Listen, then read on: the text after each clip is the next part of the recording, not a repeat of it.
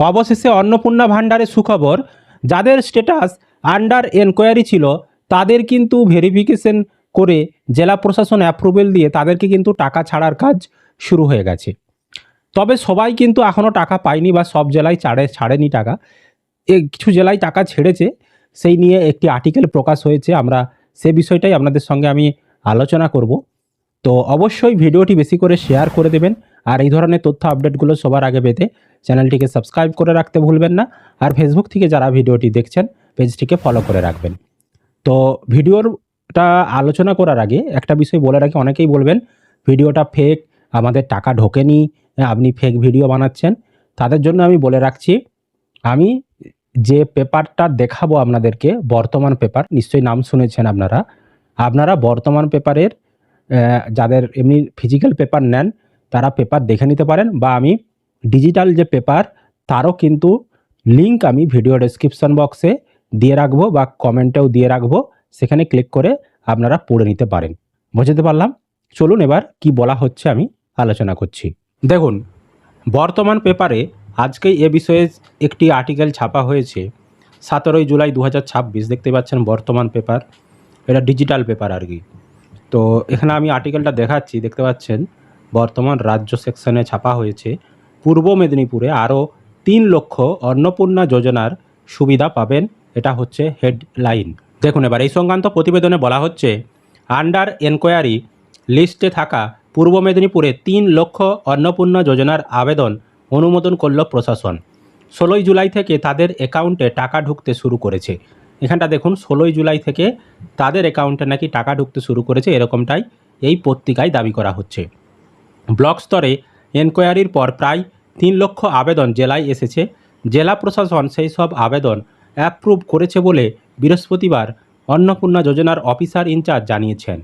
এই জেলায় আগেই 9,49,084 জনের নাম অন্নপূর্ণা যোজনায় অনুমোদন পেয়েছিল।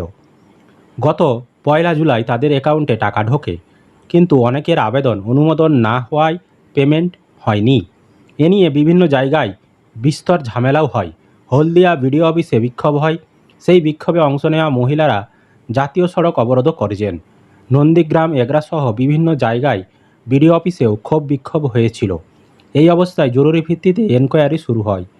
সেই সব আবেদনের মধ্যে প্রায় 3 লক্ষ জেলা প্রশাসন অনুমোদন করেছে। এর ফলে আরও 3 লক্ষ মহিলার অ্যাকাউন্টে অন্নপূর্ণা যোজনার 3,000 টাকা ঢুকতে শুরু করেছে। পূর্ব মেদিনীপুরে লক্ষ্মীর ভাণ্ডার প্রকল্পের উপভোক্তা ছিল 14,28,000। তাদের মধ্যে আশা, অঙ্গনওয়াড়ি কর্মীদের অনেকেই এই সুবিধা পেতেন, লক্ষ্মীর ভাণ্ডারের সুবিধা পেতেন। অন্নপূর্ণা যোজনায় এ পর্যন্ত প্রায় 12.5 লক্ষ মহিলা সুবিধা পেতে চলেছেন। গত 12 জুলাই মেছেদা সাংবাদিকের মুখোমুখি হয়ে মুখ্যমন্ত্রী শুভেন্দু অধিকারী জানিয়েছিলেন, 30 আগস্ট পর্যন্ত অন্নপূর্ণা যোজনার ভেরিফিকেশন চলছে। এই স্কিমের জন্য যোগ্য বিবেচিত সকলেই পাবেন, অযোগ্যরা বেরিয়ে যাবেন। ইতিমধ্যে প্রত্যেক বিধানসভায় গড়ে 35 থেকে 40 হাজার মহিলা এই সুবিধা পেয়েছেন। এই স্কিমের জন্য যারা যোগ্য তারা সুবিধা পাবেন। জেলা প্রশাসন সূত্রে জানা গিয়েছে, এই মুহূর্তে প্রত্যেক ব্লক ও পুরসভায় ভেরিফিকেশনের কাজ চলছে। যারা ফর্ম পূরণে ভুল করেছেন তারা এডিট করারও সুযোগ পেয়েছেন। সব মিলিয়ে মুখ্যমন্ত্রী জেলায় প্রায় 12.5 লক্ষ মহিলাকে অন্নপূর্ণা যোজনার অনুমোদন দেওয়া হয়েছে, মানে ওই পূর্ব মেদিনীপুর জেলাকে। আগের সরকারের লক্ষ্মীর ভাণ্ডার প্রাপকের মধ্যে 1 লক্ষ নাম বাদ গিয়েছে। এছাড়া সরকারি কর্মচারী পরিবারের সদস্য কিংবা আশা, আইসিডিএস কর্মীরা এই সুবিধা পাবেন না। জেলা পরিষদের সভাধিপতি বামদেব গুছাইত বলেন, পূর্বতন সরকার লক্ষ্মীর ভাণ্ডারের উপভোক্তা তালিকা তৈরি করতে 9 মাস সময় নিয়েছিল। আমাদের সরকার অনেক দ্রুততার সঙ্গে অন্নপূর্ণা যোজনার লিস্ট তৈরি করেছে। অনুমোদন করার আগে যথাযথভাবে ভেরিফাই করতে হয়, সেই কাজের জন্য কিছুটা সময় লাগে। প্রশাসন বেশ তৎপরতার সঙ্গে এই কাজ করছে। আরও প্রায় 3 লক্ষ উপভোক্তার নাম অনুমোদন হওয়াটা খুবই খুশির খবর। তার মানে কি বুঝতে পারছেন, যাদের আন্ডার এনকোয়ারি ছিল তাদের টাকা দেওয়ার প্রক্রিয়া বা টাকা দেওয়া সেটা শুরু হয়ে গেছে।